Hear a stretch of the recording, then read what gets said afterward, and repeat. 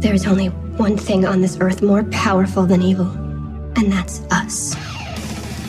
Hi, I'm Nicholas Brendan, and you're listening to the Buffy Back Issue bin.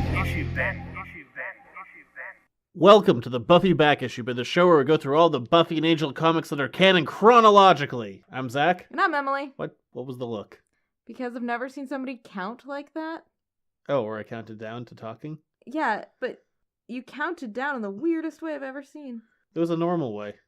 Okay. 100% normal. Anyway, today we're talking about... Well, Buffy. Weirdly, though. But this volume is referred to, or I guess titled, Wolves at the Gate.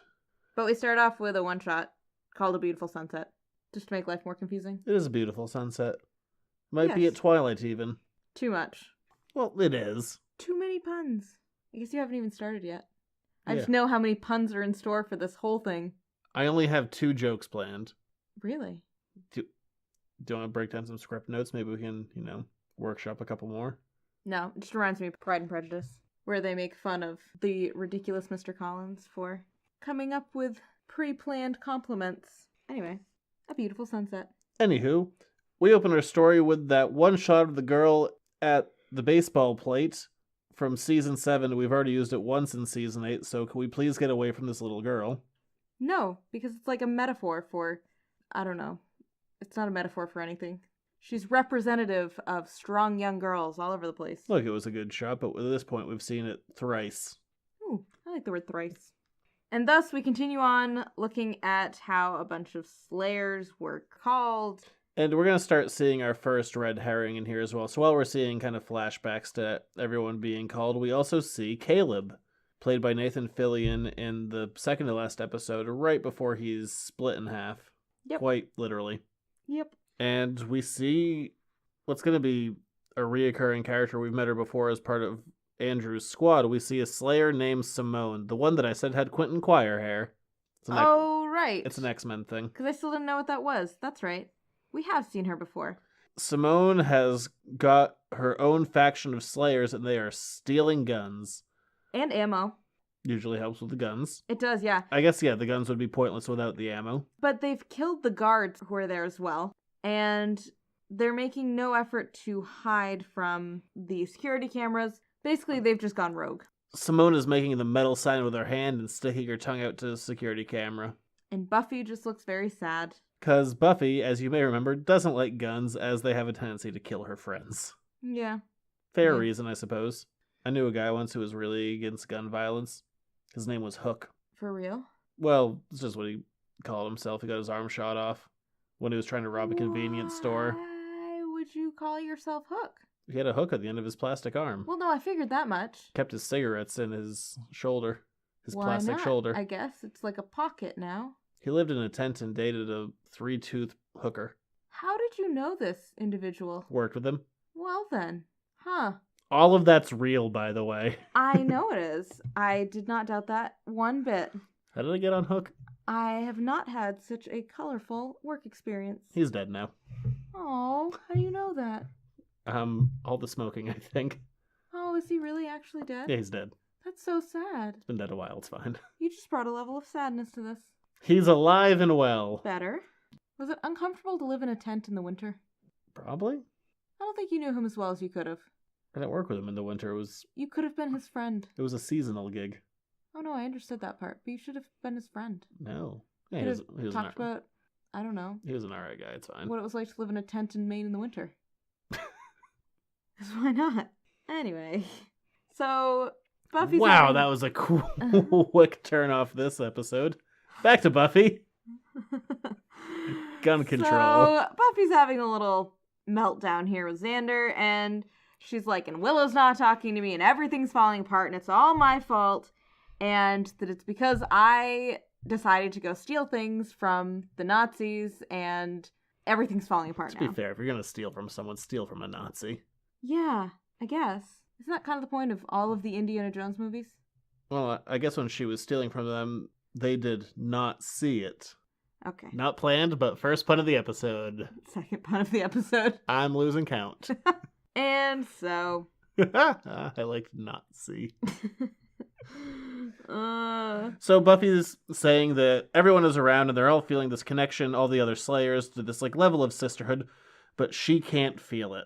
That she's all by herself and she's feeling very lonely. My God. Have we ever heard this diatribe from Buffy before? Nope. Yeah, definitely not like every other episode.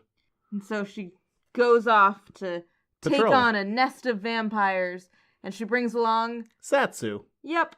We've seen her a couple of times. Buffy took her in to go raid the military facility. She's been described as kind of Buffy's best fighter that she has. Buffy keeps reiterating that here. She says, "You're my best fighter. You can lead this crew someday." And Satsu's like, "Are you leaving?" Which is a fair statement. If somebody keeps telling you, like, you One can day... lead this, very Mufasa-esque. Yeah. One day, this will all be yours. Except for the things in shadows, because that's where the vampires live. Underneath the elephant bones. They could eat an elephant, I suppose. Could they? I guess, why not? I mean, Angel and Spike live on pig's blood. Yeah. Why not elephant's blood? Seems rather wasteful. Sell the ivory, I guess. Seems incredibly wasteful. Well, if they're getting the blood and money for ivory.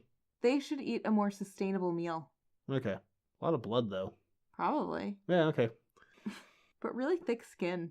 But Buffy tells Satsu that she's in terrible danger. We kind of spelled it out when it happened. But when Buffy had to be awoken by the kiss of true love, it was Satsu that kissed her, and Buffy knew because Satsu had cinnamon lip gloss. And Buffy's like, "So, this is a problem for you, not because you're in love with me, but because people who are in love with me tend to have terrible things happen to them." She's like, sometimes you'll go to a hell dimension, or sometimes you'll leave for a Central American country, or sometimes you'll die in a pillar of fire. And then she's like, "Something's wrong with me or around me." And then she's like, "I didn't mean to end up there." We always knew she was going to end up there. She ends up there a lot. She ends up there every time. And while Buffy is shedding one solitary tear, she is thrown through a gravestone. By a pair of boots. Well, it's not a... Look, then we see that it's Twilight. These boots were not made for walking because Twilight, in fact, can fly. Maybe they were made for walking, though. I mean, as well. Then he's like multi-transportable. It's like, you know what? I will save a lot of money by flying, less wear and tear. Good for him, though. Probably does hell on your shirt, though. Flying? Yeah. A lot of bugs, I'd imagine. Ew. I never really considered that. But Twilight arrives and we have our first confrontation. He goes, "The chosen one. Always in pain and always complaining.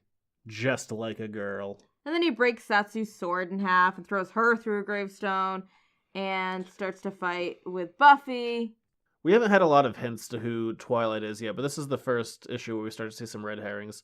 So the first thing Buffy does is she goes for the circumcision move, where she's going to slice Twilight in half from his balls to his face, like she did with Caleb.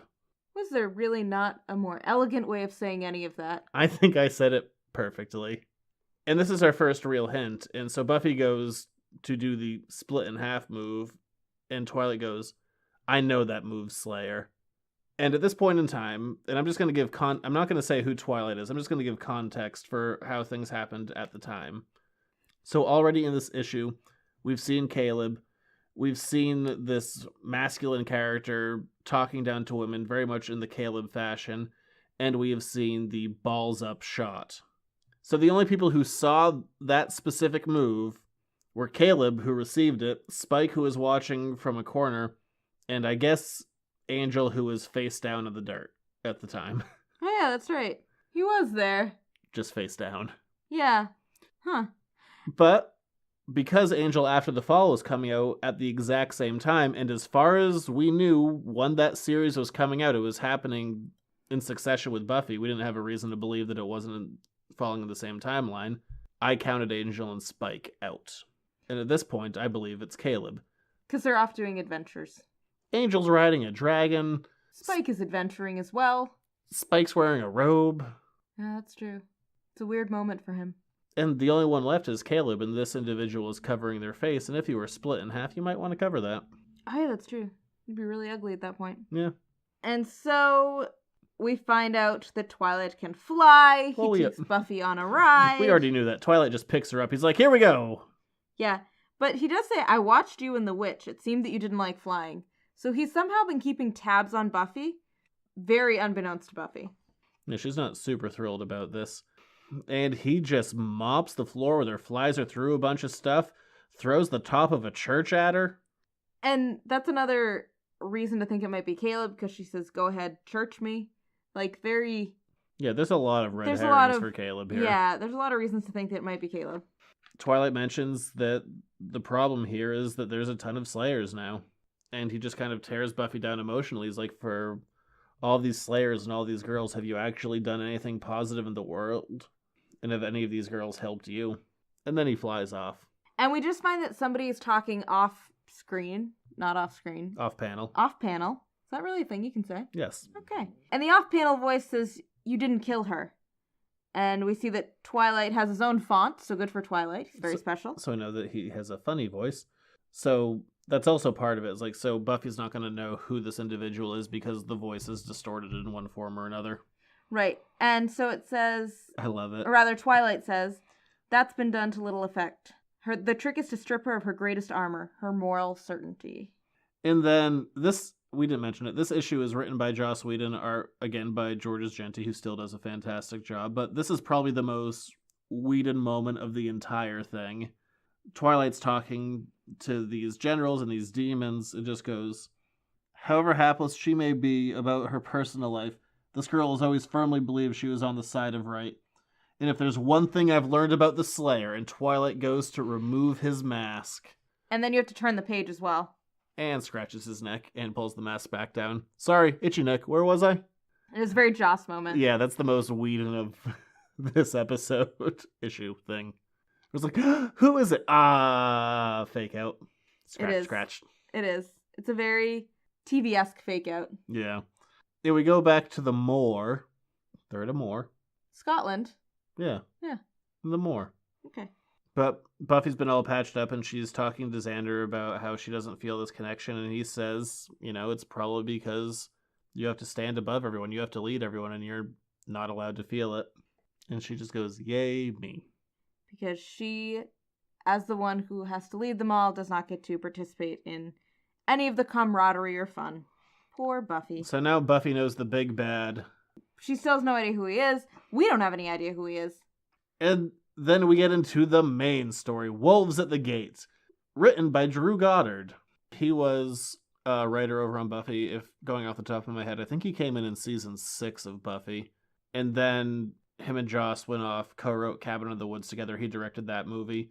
And then he was the showrunner on Daredevil, got that ball a-rolling, until he left to go do the now defunct Sinister Six movie that isn't happening over at Sony. He also wrote Cloverfield. Oh. You really are a walking version of Wikipedia. Yeah, you just saw me do all that off the top of my head. I know, it was very helpful. That's why I never look anything up anymore. I'm an IMDb. Most of the time. Mostly. Mm-hmm.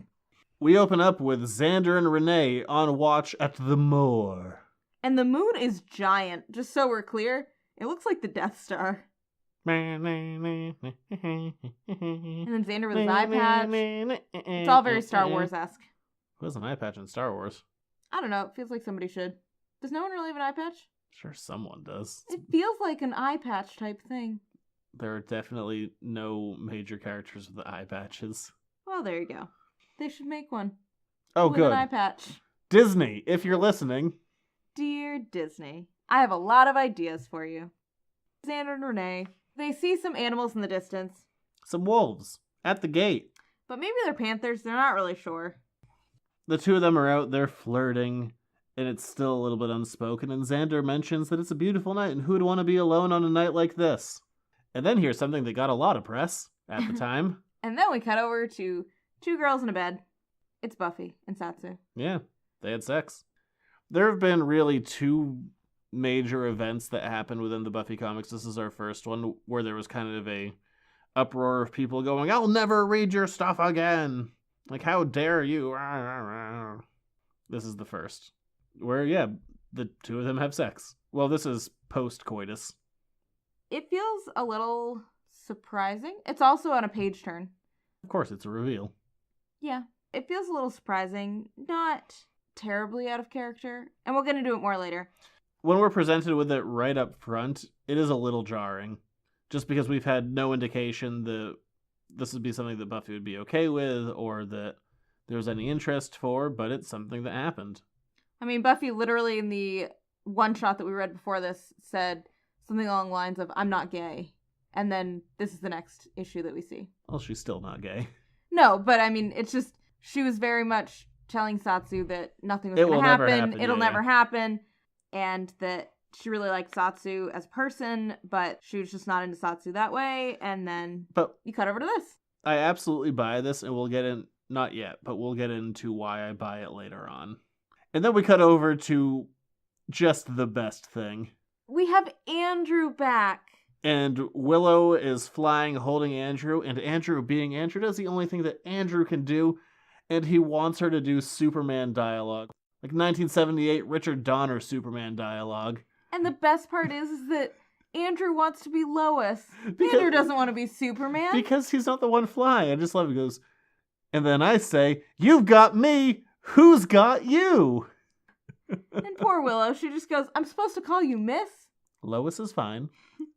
I love it. I love that Andrew just goes and it's like, of course, that's exactly what Andrew would do. He would just start wanting to do Superman dialogue.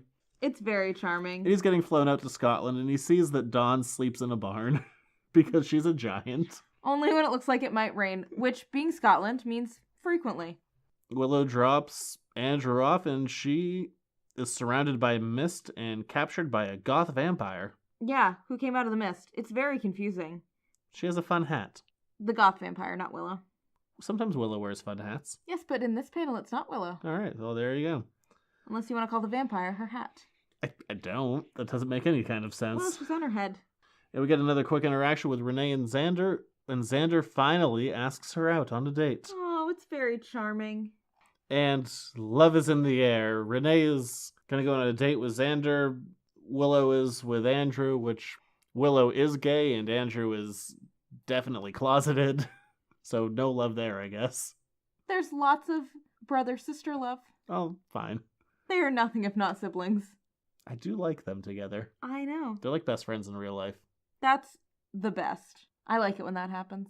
Then we go back to Buffy and Satsu in bed, kind of discussing what this means. And what's going to happen, because Buffy's still the general here, and Satsu is still, while she is her second in command, she's still second and being commanded by Buffy in this army that Buffy has created. So Satsu's like, what is this actually going to be like now? Satsu's also pretty understanding. She's like, look, I get that you're not gay and this isn't going to be a thing. She's like, no, I'm not, but this will just be a happy memory for me. Yeah. She said, we'll leave it at, we had a wonderful night.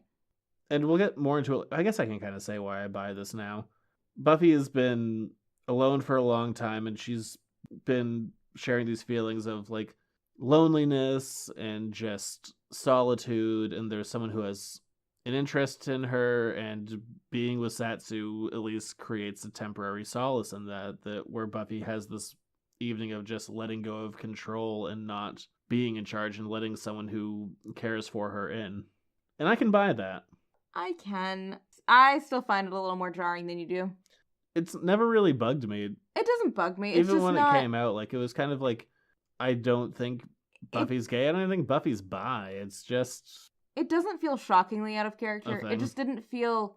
It felt surprising, mostly because of the one shot that came before it that was very much like, nothing's going to happen, Satsu. You're the best. You're going to lead someday. But there can't be anything between us. And then all of a sudden there is something between them.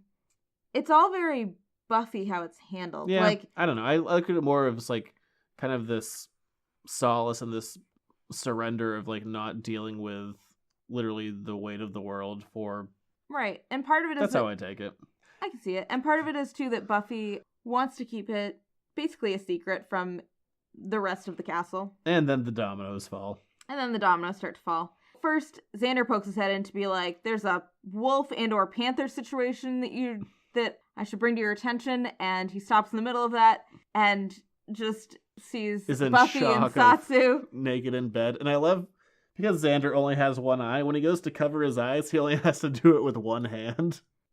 Renee walks in, she's like, should we sound the alarm? He's like, yeah, if there's an alarm for this, I guess we sound it. And then Buffy's like, please shut the door. But nobody shuts the door. Andrew instead comes in, who's still woozy and wearing a nightcap. I love it. And a nightshirt. He is precious. He took a bunch of Dramamine. He just walks and goes, "Oh, hi, Buffy. Hi, nude Asian girl."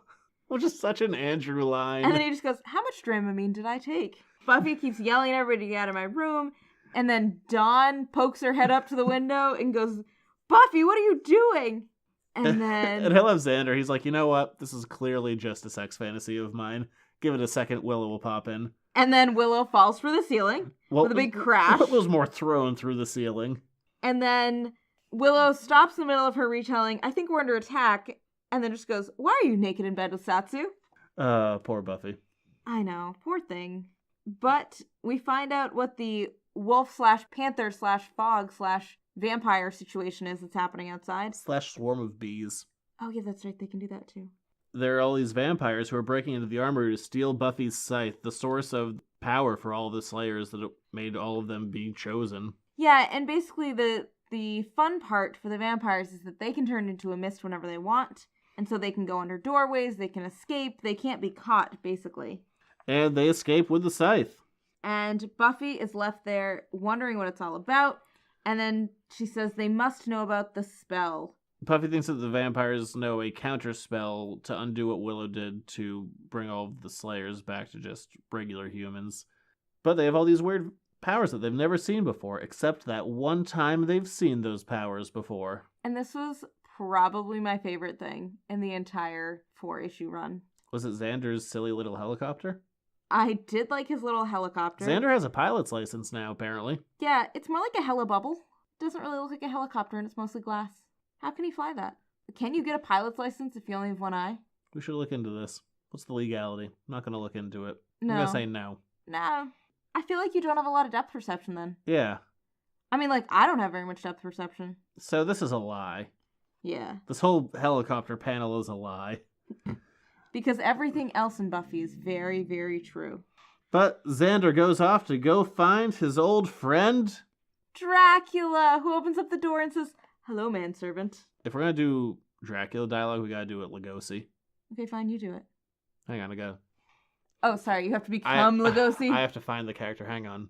I never drink wine. It's not the voice. No, it's not. Children of the night. Better. Hello, manservant. Sanders goes, "Hey, how's it going, master?" Because remember that time that Xander was his manservant for like 6 months? That was charming. That was like my favorite thing from that book. And so we cut back to 15... I'm trying to channel Lugosi, sorry. I know what you're doing. So I'll keep going. So at the beginning of part 2 of this, cut back to... I am Dracula. Thank you. We cut back to Dracula 15 minutes earlier, and he looks very different. He's an old man, he has long gray hair and a long gray beard, and he's saying, "I'm so alone." Do you want to say that one in Dracula voice? Oh, God, it's so alone.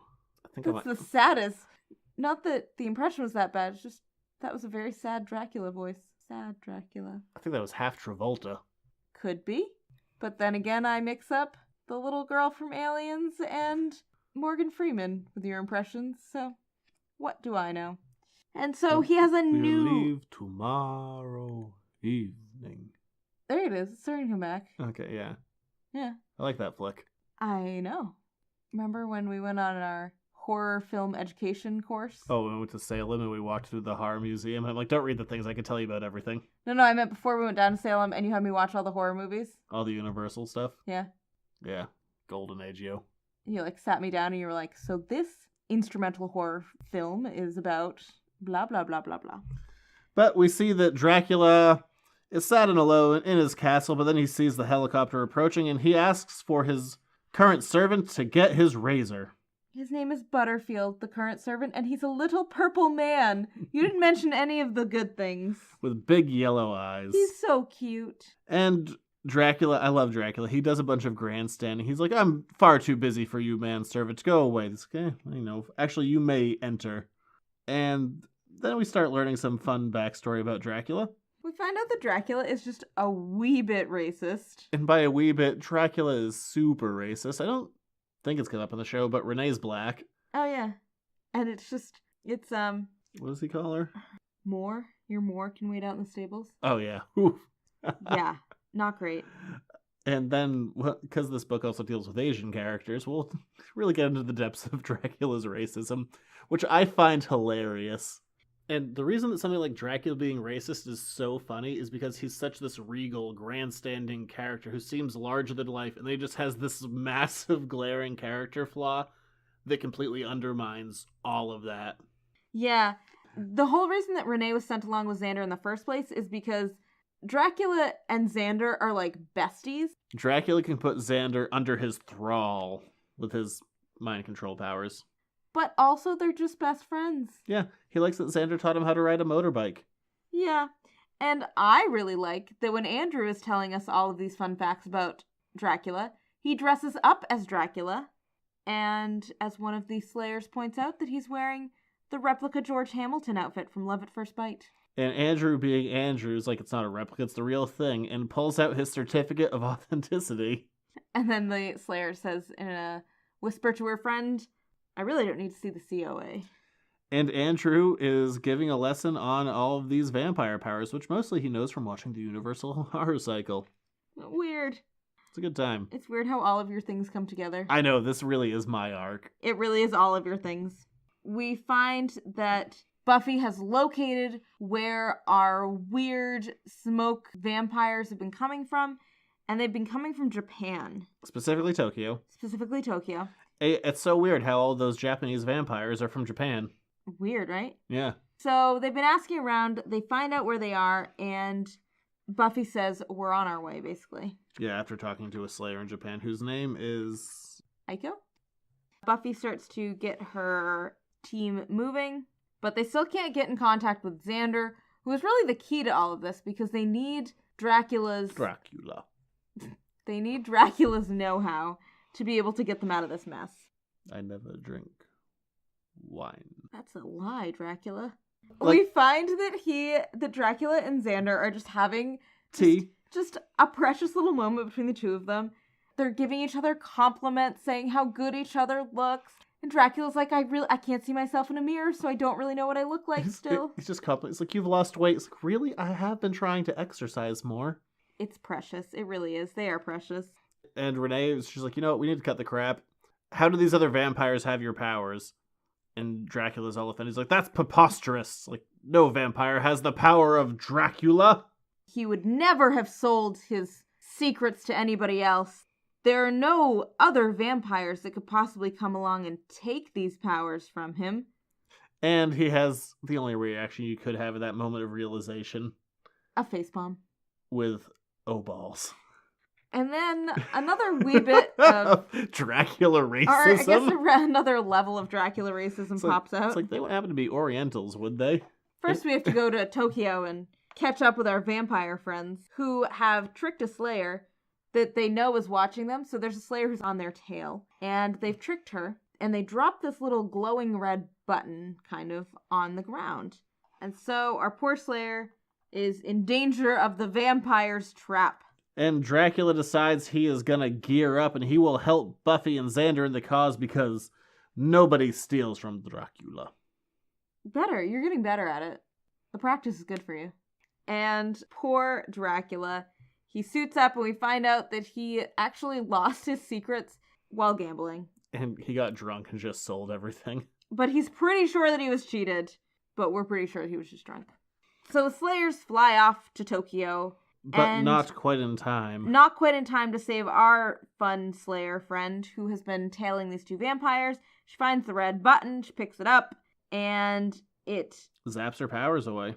Yeah, it zaps her Slayerness away, and thus she gets beaten up and killed by the evil vampire people with the scythe. And Buffy lands in Tokyo and is greeted with a very kind welcome of a girl strung up on the side of a building with the sentence, "Welcome to Tokyo," scrawled in her blood. Yeah, it's not their best introduction anywhere.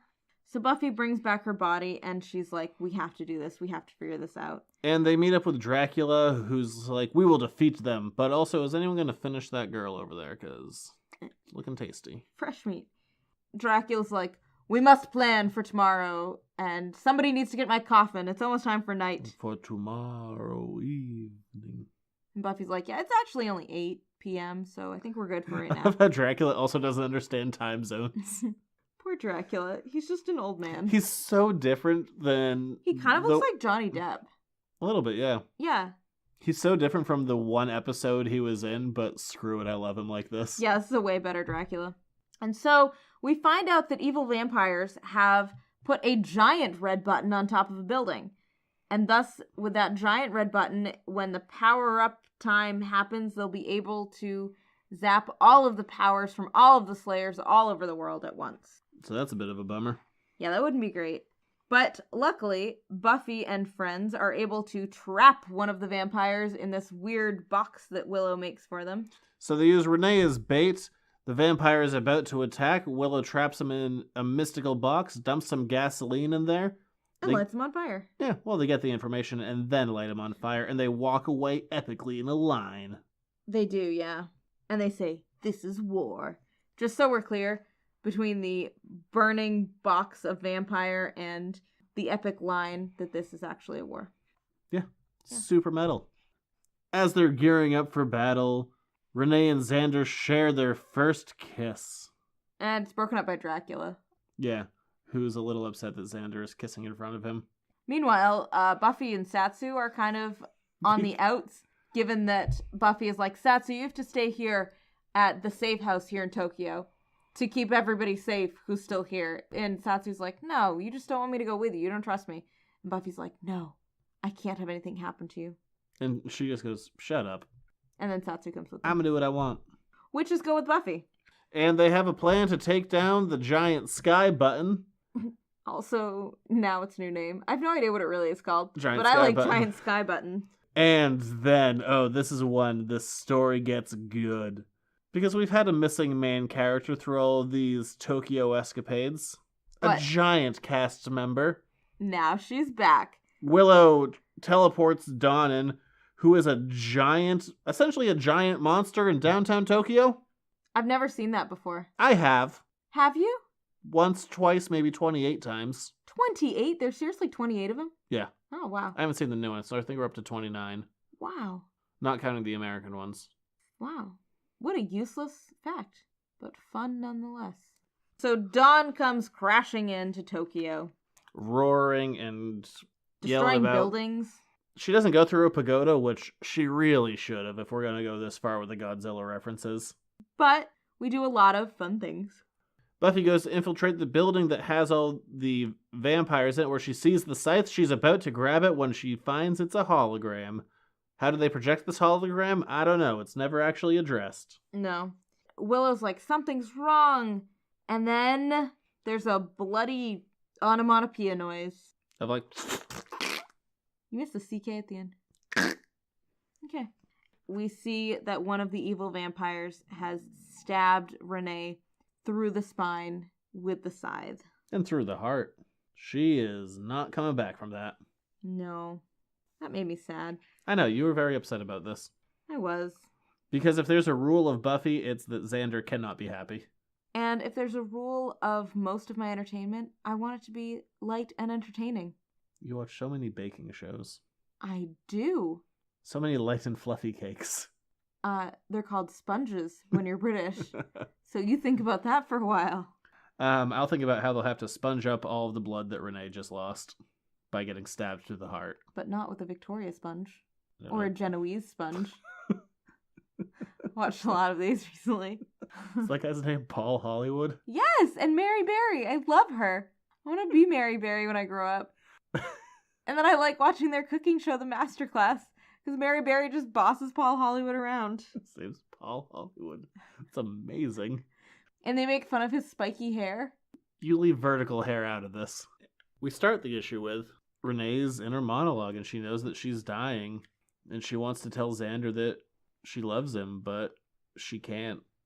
It's very sad. And the last thing that she sees is Xander's face. Running towards her. And it is really sad. But then we get Dracula being awesome. Xander is distraught, just holding Renee's corpse, and Buffy demands that everyone forms a circle around him. And Dracula says, like, "No, you need to go." And Buffy's like, "I'm not leaving Xander. I won't leave him alone." Dracula goes vamp face and just yells, "He's not alone," and starts kicking some ass. Yeah. I am a big Dracula fan in this I'm a big Dracula fan too. situation. He talks a lot more than Christopher Lee. Probably because he wasn't under contract. Probably. Dracula really takes off and starts to fight everybody, where Buffy jumps out the window to go get Willow. We find out that Willow is fighting their witch, and things are not looking good. And we see that this witch is also a student of someone that we've only seen glimpses of, a naked snake lady. Yes, who knew that Naked Snake Lady was actually something of a professor in her own right? She's a McGonagall. She's not McGonagall. Sexy McGonagall. No, she's not McGonagall. McGonagall would never do this. And so Buffy jumps out the window, grabs Willow. Who turns the sidewalk into water so they just splash about. Yeah, because Buffy also kills the other witch on her way down. It's very helpful. And Dawn is causing havoc until she is punched in the face. And everybody's horrified by the sight of... Mechadon! And then one of the evil vampires just goes, well, there's something you don't see every day. There's a Mechadon. Who has a tail, by the way? We didn't deal with a tail She has a Godzilla tail. Yes. Dawn is fighting Mechadon, but thankfully Andrew is in her earpiece. And he has some advice for her. Okay, Donnie, listen to me very carefully. Most mecha creatures are susceptible to forced attachment of the control center. As long as it doesn't have a backup brain in its neck, you should be able to defeat it through simple decapitation. Which is accurate to Godzilla's first two fight with Mechagodzilla. First time Godzilla killed it by just twisting its head off, even though the head had spun around a bunch for this one attack it does. Weird. Doesn't make any sense. Then the second time Godzilla fought Mechagodzilla, he tried to do the same thing, but they had a backup brain inside of its neck. I also like that we didn't deal with the fact that Mechadon has been saying things that Mechadon thinks that Dawn would say the whole time. My name is Dawn. I am a teenage girl. I like blue jeans and irony. I often let boys take advantage of my weak emotional states. I cry a lot. And Dawn's just talking to Andrew. She's like, how do you know all this? Hi, have you met me? I've been preparing for this day my entire life. And Dawn gets super mad at Mechadon when she says the thing about Dawn's emotional states. And so she twists her head off. It's effective. It is effective. There is no secondary brain in the neck. Thank God she didn't have to fight her a second time. It'd be a lot more difficult that go around. Yeah. So basically, these vampires tried to perform their spell to get rid of all of the Slayer's powers. But thank God we have a witch around, and the spell is reversed to take away all of the vampires' super duper Dracula powers. Yep. The other vampires including are... Dracula's Dracula powers. Yeah. The other vampires are making fun of Dracula, saying, now you're just going to be like one of us again. You don't even remember. You're going to be such an old man. And Dracula's like, you don't even know what I was before I was Dracula. It gets super metal. Dracula chops off this one vampire's hand, and then he's just fully in shadow. The only thing that the light is touching are his eyes and the bloody sword that he's holding forward. Yeah. And he goes, the vampire's the least of your concerns. It's the old man you have to worry about. And then he does a guitar solo. If this is the same vampire, come to find out, who was the one who killed Renee. So he has been maimed by Dracula, and the vampire's like, you can't leave me like this. You owe me that honor. And Dracula gives the sword to Xander, who doesn't say anything. And just decapitates. He Ned that Starks vampire. this bitch. I guess. In my head, it was always a guillotine. I don't know why. It wasn't. I know. So all the vampires run away with their leader killed. And in another really dark moment, they're all running away, the vampires, and Buffy just goes, nobody gets out of here alive. And they start a killing. So we find out as well, Buffy and Satsu have another heart-to-heart. And Satsu's like, look, I can't fall out of love with you if you're still right there. And so I'm going to stay in Tokyo for a while. They need somebody here. They need somebody to train the girls. Their leader's dead, and they need a leader. Yeah. The issue ends with Willow communicating with this, again, naked snake lady who we know nothing about at this point. But she's very green. She is very green. Buffy and Satsu have one more night together, and Xander is dumping out Renee's ashes. Yeah. And thus ends this particular arc. We have the scythe back. Did we ever mention that? Buffy gets her scythe back? She does. And her groove back. But that does it for Wolves at the Gate. I liked it. when Dracula was there. I like Godzilla references. We both liked pieces of this better than the others. But we'll be back next week when we go Back to the Future. Bye. No, I gotta plug. We have to plug. Where can you find us? Over at editorsnotecomics.com. Quite frankly, I could stop plugging that. That's really where everything is. But more specifically, you can find it also on Facebook, Instagram, Twitter, over on the YouTube page, and of course over at iTunes where the show is released, and other podcasting platforms I signed up for and don't remember what I did. What about Patreon? That's a thing. Patreon is a very important thing. If you want to get the show 1 week early, it'll be up 1 week in advance. On patreon.com/editorsnotecomics. If you just can't wait to find out what happens next week, if you throw $1 our way a month, you can get the show a week early every week. That'd be fun. I wish I could do that. You can give me $1. That's okay. You have a puppy instead. Yeah. He contributed a lot. He's asleep. Mm-hmm. But we'll be back next week. Enjoy yourself until then, I guess. Bye.